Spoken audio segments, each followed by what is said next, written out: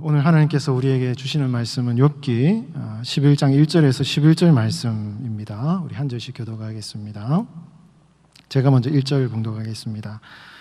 나아마 사람 소발이 대답하여 이르되 말이 많으니 어찌 대답이 없으랴. 말이 많은 사람이 어찌 의롭다함을 얻겠느냐.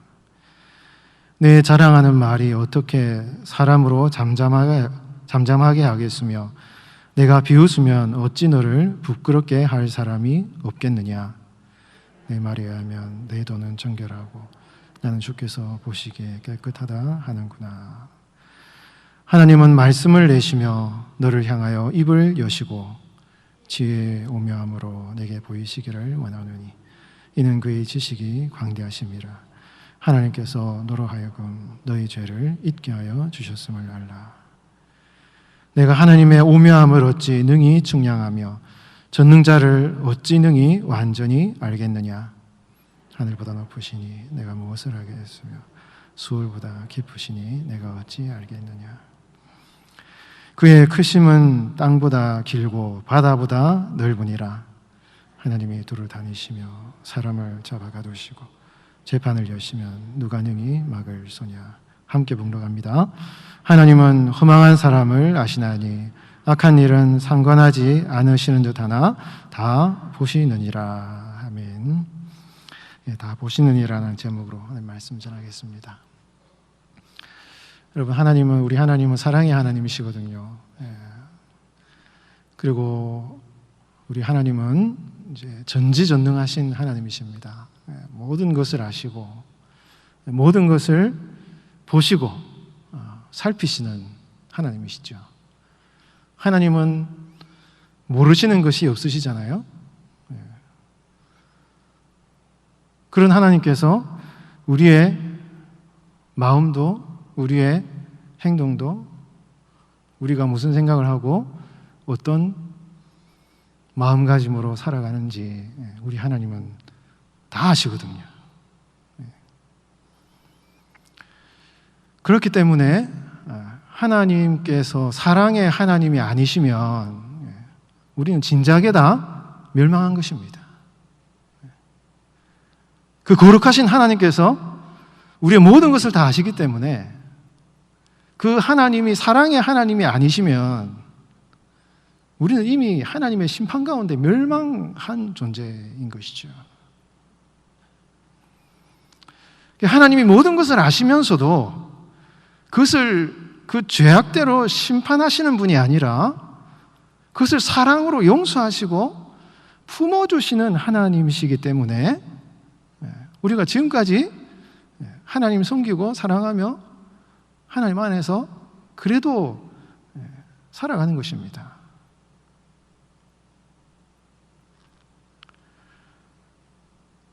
우리가 때로는 하나님을 믿고 살아가면서도 죄를 짓잖아요. 실수를 합니다. 그런데 하나님은 사랑의 하나님이시기 때문에 그냥 넘어가셔요. 자녀를 키워봐도 자녀가 잘못한 거 분명히 아는데 그래도 사랑하니까 다음에 더 잘하겠지 하는 마음으로 그냥 넘어가는 거예요.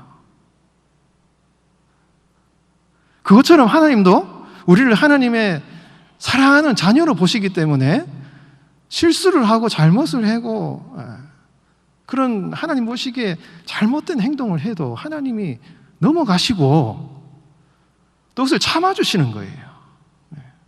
그리고 내 사랑하는 자녀가 다음에는 좀 더 잘 할 거라는 그런 기대와 소망을 가지고 하나님이 우리를 받아주시고 기대하는 마음으로 그것을 받아주시는 것이죠. 그렇기 때문에 우리가 하나님 안에서 살아가는 것입니다. 그래서 여러분, 우리가 신앙생활을 할 때 제일 중요한 게 뭐냐? 하나님 앞에서, 하나님의 말씀 앞에서 자기를 돌아보는 신앙이에요. 왜? 하나님은 사랑의 하나님이시기 때문에 우리가 잘못한 것 그대로 다 지적하지 않으시고 말을 아끼시고 인내하시고 참으시는 분이시기 때문에 내가 뭐를 잘못했는지 하나님이 벌을 내리지 않는 이상, 지적하지 않는 이상 우리는 잘 모를 수 있는 것입니다. 그렇기 때문에 성도들이 신앙생활을 하면서 하나님의 말씀을 펴서 읽으면서 내가 지금 주님 앞에 제대로 가고 있는지, 하나님의 뜻대로 제대로 살아가고 있는지 그것을 잘 살펴서 나를 돌아보고 이것은 주님이 기뻐하시지 않는 삶의 모습이고 내가 잘못 가고 있다. 이것을 돌아보고 성찰하면서 하나님의 뜻에 맞춰 나아가는 자기를 성찰하는 신앙이 여러분 굉장히 중요한 것이에요. 왜? 하나님은 사랑의 하나님이시기 때문에 그런 것입니다. 그래서 여러분 신앙생활 할 때 하나님의 말씀을 읽으면서 우리 자신을 잘 돌아보는 신앙생활을 해야 되는 거예요. 왜냐하면요, 만약에 그것이 하나님이 정하신 한계를 넘어갔을 때 이 자녀 여기 가만두면 이거 안 되겠다 싶으면요, 하나님이 아프게 치시거든요. 굉장히 아프게 치시거든요. 왜? 사랑하시기 때문에. 더 나가면 큰일 나기 때문에. 한 발자국 더 나가면 낭떠러를 떨어지는 걸 아시기 때문에 하나님께서는 더 나가기 전에 치시는 경우가 있어요. 하나님의 한계, 그걸 넘어섰을 때 하나님은 징계해야 하십니다. 지금 내가 그 하나님의 그 한계 안에 그걸 벗어나려고 하고 있는지 아닌지를 점검해야 되고, 그것을 넘어가는 것이 굉장히 우리에게는 치명적인 고통을 줄 수 있기 때문에 그것을 넘어가지 않게끔 우리를 지키고, 또 우리가 주님의 그 한계 안에서, 주님 우리를 도우시는 그 안에서 우리가 주님의 뜻 안에서 안전하게 살아갈 수 있도록 하기 위해서는요, 우리를 돌아보는 신앙생활을 해야 되는 것입니다. 내가 주님 앞에 제대로 살고 있는지, 혹시 죄를 짓고 있지 않는지, 주님의 말씀 앞에서 내가 나 자신을 돌아보는 신앙생활이요, 제일 안전하고 좋은 것입니다. 왜 그렇습니까? 우리의 모습을 하나님이 보시고 하나님이 정확하게 보고 계시고요, 또 우리가 우리 자신을 보고 있어요. 우리 삶을 돌아봅니다. 그리고 성령께서 우리에게 함께 하셔서 우리 스스로가 우리 자신의 삶을 돌아보게 하나님께서 하십니다. 그런데 우리의 삶을 깊숙이 보고 있는 존재가 또 있어요, 여러분. 그게 누굽니까? 사단이에요, 사단. 사단이, 영적인 존재로서의 그 사단이 성도를 보고 있어요. 하나님이 우리를 지적하시는 것하고, 우리가 우리 스스로를 돌아보면 자기 자신 성찰하는 것하고, 사단이 우리의 죄를 정죄하는 것하고는요, 굉장히 큰 차이가 있습니다. 왜냐하면 사단은 우리를 망하게 하는 게 목적이기 때문에.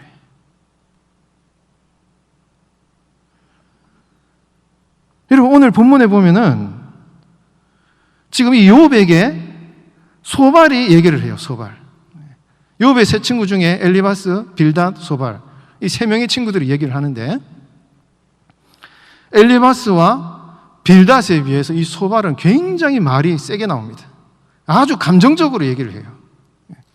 그러면서 이 소발이 지금 욥에게 뭐라고 얘기를 하냐 하면 우리 10절, 11절 말씀 제가 한번 읽어드리겠습니다.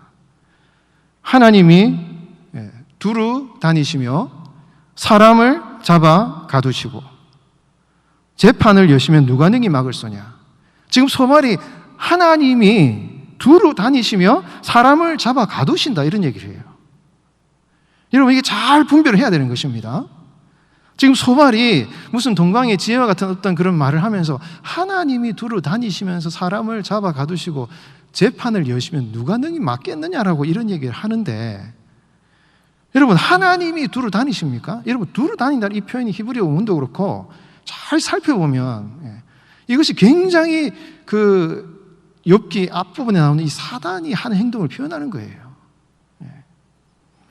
지금 소발이 하나님에 대해서 이런 얘기를 한다라고 얘기를 하지만, 그러면서 욥을 정죄하려고 이런 얘기를 하지만, 실제로 지금 이 소발이 하나님에 대해서 인식하고 있는 이 설명 자체가 하나님에 대한 얘기가 아니라 지금 자기가 느끼고 있는, 자기가 경험하고 있는 어떤 영적 존재의 어떤 움직임에 대해서 지금 설명을 하고 있는 거예요. 이거는 이 소발이 하나님에 대해 얘기를 한다고 얘기하지만 실제로 이것은요, 자기가 경험한 사탄의 하는 짓을 지금 설명을 하고 있는 것입니다. 사탄이 두루두루 세상을 다니면서 사람을 잡아 가둔다. 이게 뭔 말입니까? 이 사람을 잡아서 죄인을 갖다가 감옥에 가둬버린다 얘기예요. 죄의 감옥으로 가둬버린다 얘기입니다. 그러면서 재판을 연다. 이 말이 무슨 말이에요? 사람들을 모아가지고 이 사람을 딱 한가운데 두고 이 사람의 죄를 정지하기 위해서 배심원들을 모아가지고 재판을 열어버린다는 거예요. 이런 일을 하는 하나님이라고 소발이 얘기를 하지만 이거는 실제로는 소발이 사단에 대한 얘기를, 자기가 그런 경험을 얘기하고 있는 것입니다. 그러면서 11절에 보면 하나님은 허망한 사람을 아시나니 악한 일은 상관하지 않으시는 듯 하나 다 보신다. 이것도 지금 하나님이 하시는 얘기로 얘기하지만 이거는 사단의 얘기거든요. 아무 사단이 안 하는 것처럼 자신의 모습을 감추고 아무것도 안 하는 것처럼 감추고 있지만 실제로는 인간이 어떤 죄를 저지른지 다 살펴보면서 그것을 고발하고 정죄하기 위해서 사단이 이런 짓을 하고 있다라는 것을 지금 얘기를 하고 있는 것입니다. 여러분, 소발이 지금 하나님에 대한 얘기를 하는 것 같지만 실제로 이 사단의 얘기를 한다는 것은요, 굉장히 우리에게 중요한 의미를 주고 있는 것입니다. 왜 우리가 평소에 하나님 앞에서, 하나님의 말씀 앞에서 우리 자신을 돌아보는 이 신앙의 훈련과 연습을 해야 되느냐? 평소 우리가 주님 앞에 내 스스로 주님 앞에 나를 회개하고 나의 죄를 고백하고 십자가의 보혈의 은혜로 나를 용서하시는 하나님의 은총을 체험해야 되느냐 하는 것을 이 사단의 행동을 보면 알 수 있는 거예요. 사단이 우리에게 이렇게 우리를 정죄하고 우리를 유혹하고 우리를 넘어뜨리기 전에 우리가 먼저 주님 앞에 바로 서야 되는 것입니다. 여러분, 예수님께서 베드로가 예수님이 이제 내가 조금 있으면 십자가에 못 박혀 죽을 것이다 이런 얘기를 하니까 베드로가 예수님을 그러시면 안 됩니다라고 얘기를 하니 예수님께서 베드로에게 뭐라 그랬어요? 베드로를 사단이라고 얘기를 합니다. 어떻게 예수님의 제자인 베드로가 사단입니까? 분명히 예수님을 따르는 제자인데 베드로를 향해 사단이라 얘기를 해요. 왜 그렇습니까? 그는 예수님을 따르는 제자이지만 어느 순간에 잘못된 판단과 행동과 결정을 했을 때 사단이 원하는 방식으로 말하고 사단이 기뻐하는 방식으로 행동하는 그런 존재로서의 삶을 살아갈 수 있다는 것을 경고하는 것입니다. 여러분, 오늘 우리 성도들도 마찬가지예요. 우리가 분명히 예수님을 믿고 구원받은 하나님의 백성들이지만 어느 순간에 잘못 말하거나 잘못 행동하거나 사단이 좋아하는 생각과 행동과 판단을 하는 순간 우리는 사단이 하는 행동을, 사단이 원하고 좋아하는 행동을 따라서 할 수 있는 유혹에 빠질 수 있다는 것입니다. 그렇기 때문에 우리는 매일매일 주님 앞에 나와서 우리 자신을 돌아보고 점검하는, 성찰하는 신앙생활을 해야 되는 것입니다. 오늘 욥이 이 소발과 이런 대화 가운데 굉장히 소발의 이야기가요, 욥을 막 괴롭히고 감정적으로 욥을 굉장히 괴롭히는 그런 말을 막 해요. 그러면서 욥이 아주 영적인 치열한 싸움을 하게끔 이 소발이 욥을 굉장히 막 괴롭히는 이런 내용이 나오고 있습니다. 그러면서 욥이 뭐라고 얘기하냐면 우리 욥기 11장 1절에서 2절 3절 말씀에 보면 이렇게 얘기해요. 제가 읽어보겠습니다. 나아말 사람 소발이 대답하여 이르되 말이 많으니 어찌 대답이 없으랴. 말이 많은 사람이 어찌 의롭다함을 얻겠느냐. 내 자랑하는 말이 어떻게 사람으로 잠잠하게 하겠으며 내가 비웃으면 어찌 너를 부끄럽게 할 사람이 없겠느냐. 여러분, 말이 많으면 실수가 많아요. 허물이 많거든요. 그 얘기를 하는 것입니다. 지금 엘리바스나 빌닷이 막 얘기를 하니까 욥이 그에 대해서 자신의 순전함을 막 얘기를 하니까 지금 소발이 야, 욥 너 좀 심하지 않냐? 왜 그렇게 말을 많이 하면서 그렇게 너는 잘못됐는데 너가 잘못한 것을 더 드러내는 식으로 말을 그렇게 많이 하느냐 라고 얘기를 하면서 말이 많으면 사람이 실수를 한다. 이게 여러분 옳은 말이죠. 잠언에 나오는 얘기입니다. 성경 말씀이에요. 여러분 소발이 지금 하는 얘기 족족 맞는 얘기 하고 있습니다. 맞는 얘기 하고 있어요. 그러나 이 말은 욥에게는 굉장히 상처요. 욥이 지금 하나님 앞에서 정말 자신이 이 고난 앞에서 하나님 앞에 정말 제대로 해보려고 하나님과 몸부림치는 이 욥의 상황에 대해서는 이 소발이 얘기하는 이 말은요 틀린 얘기예요. 아주 잘못된 말입니다. 그런데 이 소발은 성경 말씀, 잠언과 같은 이 말씀을 탁 인용하면서 네가 지금 말을 그쳐야지. 왜 자꾸 하나님 앞에 자꾸 말을 하면서 너의 그 옳은 것을 자꾸 정당화시키려고 하느냐라고 이 욥을 윽박지르는 이런 내용이 나오는 것입니다. 여러분 사단도 하나님의 말씀을 인용합니다. 우리가 신앙생활을 하면서 하나님의 말씀을 인용하여서 우리를 흔드는 사단의 유혹이 있음을 알아야 돼요. 예수님도 사단에게 시험 받으실 때 사단이 시편 91편 말씀을 딱 인용하면서 네가 저 성전에 떨어져 와라. 하나님이 손으로 너를 땅에 부딪히지 않게 지켜주실 것이다. 시편 91편 말씀 딱 인용하면서 하나님이 이렇게 약속하지 않았냐. 이런 얘기를 해요.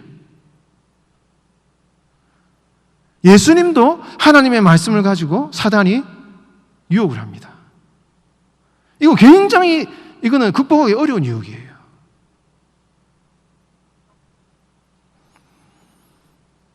여러분, 예수님을 그렇게 유혹했으면 오늘날 우리 성도들은 어떻게 했어요, 여러분?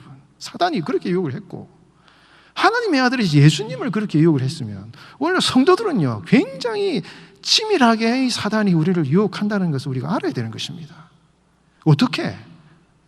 하나님의 말씀을 가지고 그것을 어떻게 잘못 해석하게끔 그렇게 잘못된 해석을 하게 함으로 말미암아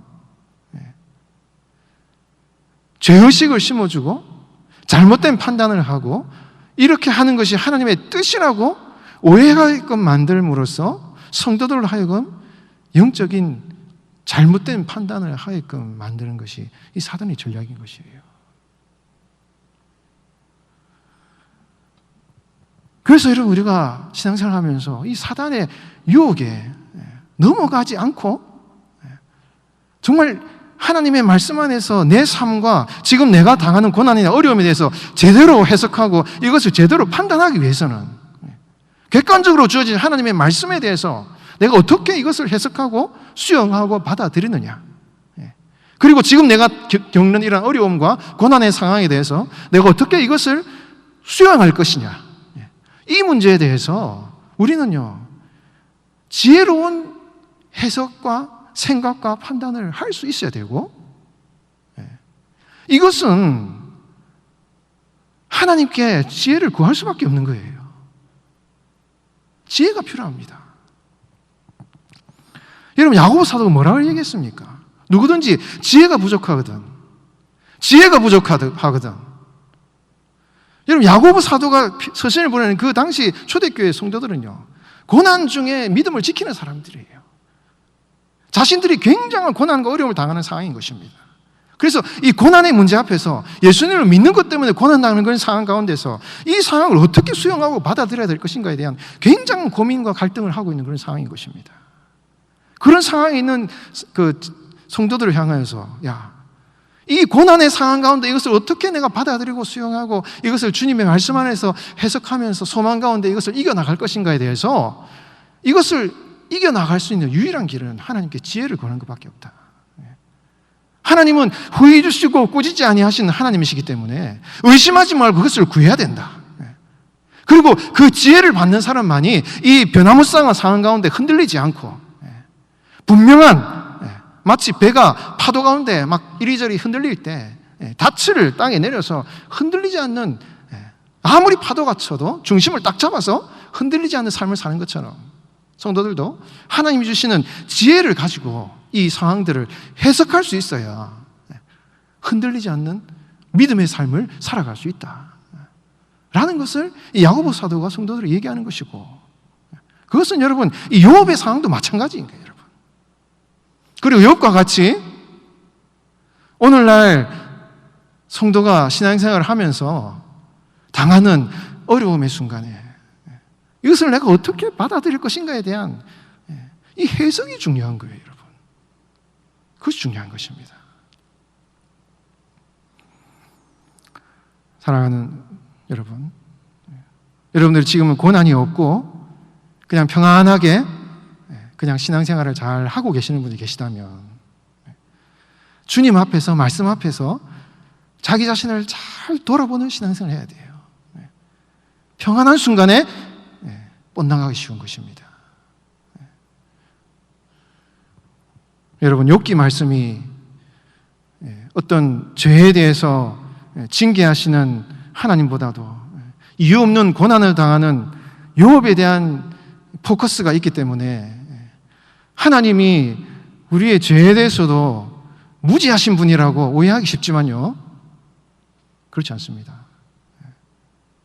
하나님은요, 우리의 죄를 정확하게 보고 계시고 하나님의 뜻이 계시면은 징계하십니다. 굉장히 아프게 징계하셔요. 그렇기 때문에 우리가 처음에서 말씀드렸지만은 평안하게 우리가 살아갈 때, 그럴 때 여러분 조심해 하고 내가 주님 앞에 제대로 살아가고 있는지를 잘 돌아보는 성찰하는 신앙생활을 해야 되는 것입니다.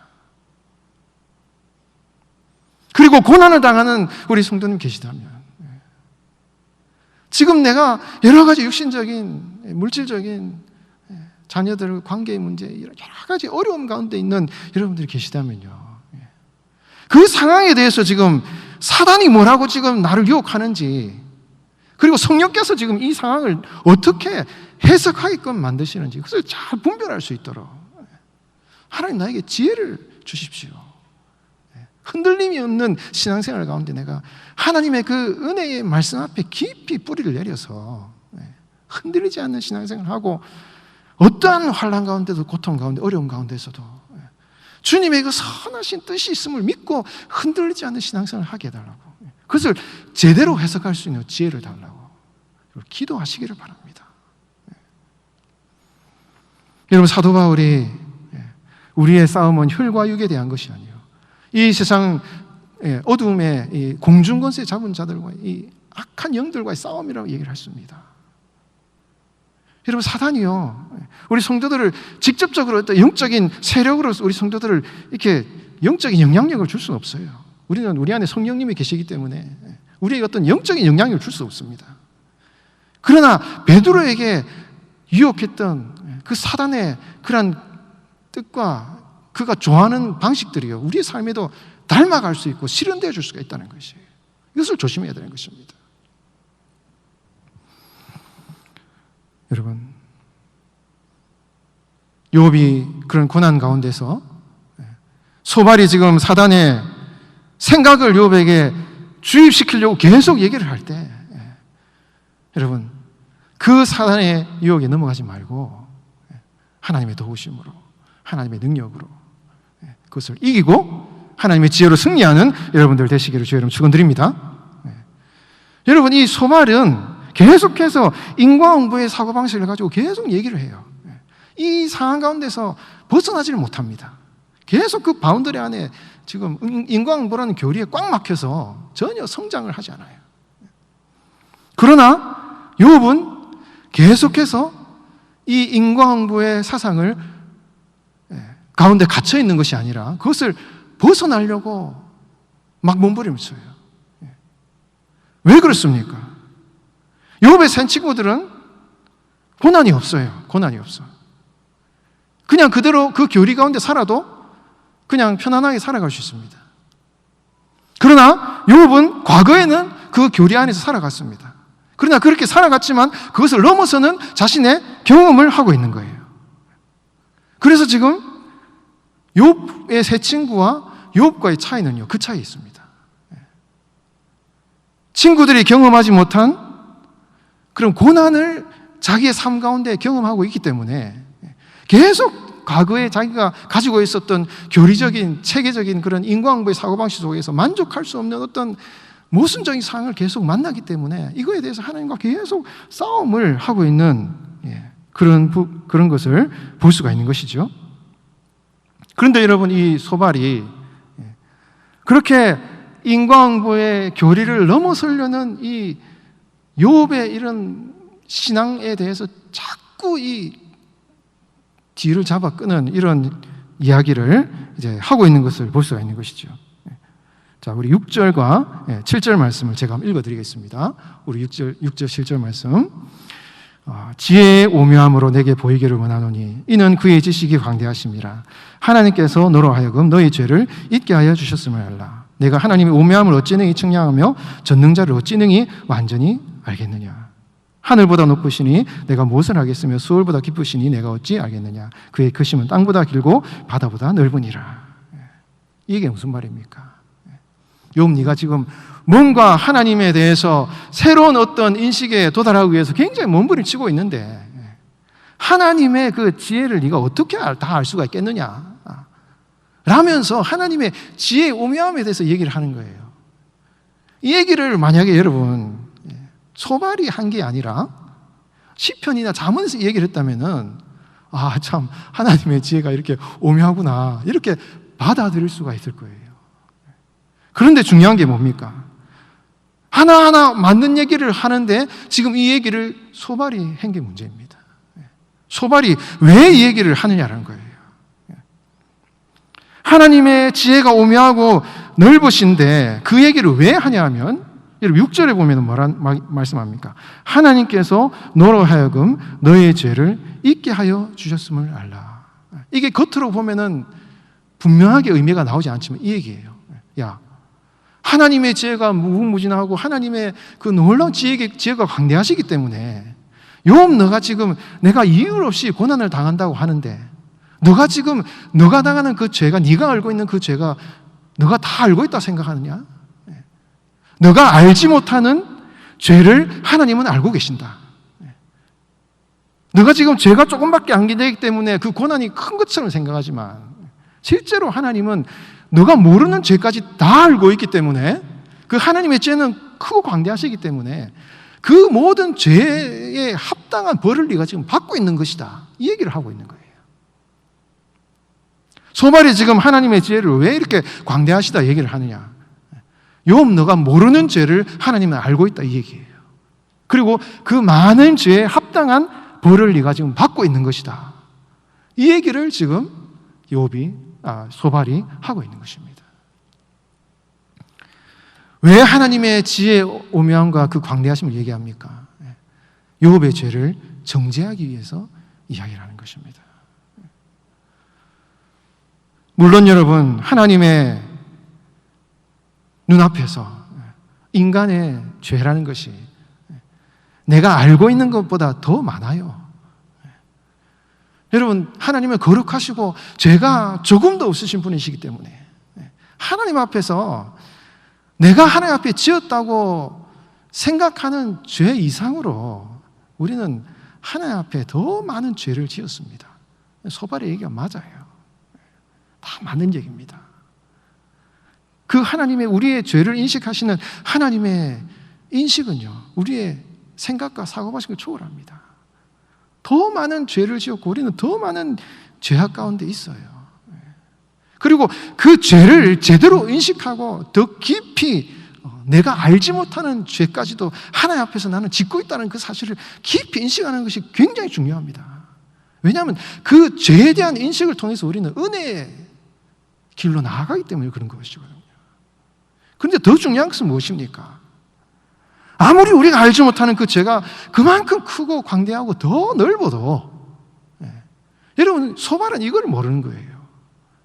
그 죄를 넘어서는 하나님의 십자가의 은혜는요, 이거는 상상을 초월하는 놀라운 광대하신 하나님의 십자가의 은혜는요, 내가 알지 못하는 그 어떠한 죄가 크다 할지라도 그 십자가의 은혜는요, 무궁무진한 하나님의 십자가의 은혜가 우리에게 주어져 있다는 이 사실을 이 소발은 모르는 것입니다. 아무리 하나님 앞에 내가 죄를 그렇게 많이 지어도요, 큰 대양 파도 앞에 서서 우리가 돌멩이 하나 던지는 것 같은 거예요, 여러분.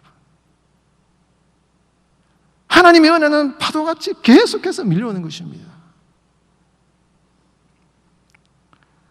이 하나님의 사랑과 용서의 사죄함의 은혜를 소발은 모르는 것입니다. 그리고 욥은 거기에서 머물러 있었는데 이 고난을 통해서 그 하나님의 십자가의 은혜의 그 넓으신 하나님의 그 사랑을 점점 깨닫는 단계로 지금 나아가고 있는 과정에 있는 거예요, 이 욥이. 그리고 이 욥의 삶을 통해서 우리는 구약의 율법주의에 꽉 매인 이런 이 사고방식 가운데 신약에 있는 예수 그리스도의 복음으로 나아가는 이 하나의 징검다리와 같은 이 모습이 이 욥의 모습인 것입니다. 네. 여러분, 우리는 주님 앞에 우리가 지은 어떠한 죄가 하나님이 우리의 모든 죄를 다 알고 계신다 할지라도 그 하나님의 인식과 하나님의 우리의 죄를 정죄하시는 그 하나님의 그 정죄하심을 넘어서는 하나님의 그 십자가의 놀라운 사랑이 있다는 것을 우리는 깊이 확신하고, 여러분들이 어떤 고난과 어려움의 순간에도 이 십자가의 해석, 십자가의 관점, 여러분들이 당하는 고난에 대한 어떤 이유를 여러분이 단다 할지라도 내가 이렇게 잘못해서 저렇게 잘못해서 내가 이렇게 제대로 뭘 이렇게 관리를 잘못해서 뭐 내가 잘못해서 이런 어려움, 고난, 고통을 당한다 할지라도 그것을 십자가의 해석의 눈을 가지고 바라볼 때 그것은요 하나님의 선하신 열매를 맺는 거예요. 모든 인간의 연약함과 고통과 좌절과 어떤 이유인지 불구하고 그것을 넘어서는 하나님의 십자가의 은혜가 있기 때문에 그것을 인내하고 참으면서 나아갔을 때 그 고난을 통하여서 하나님이 우리의 삶에 맺으시는 아름다운 열매가 있다는 것입니다. 의와 평강의 열매가 있다는 것이에요. 그래서 여러분, 성도들의 고난의 모든 해답은 십자가예요.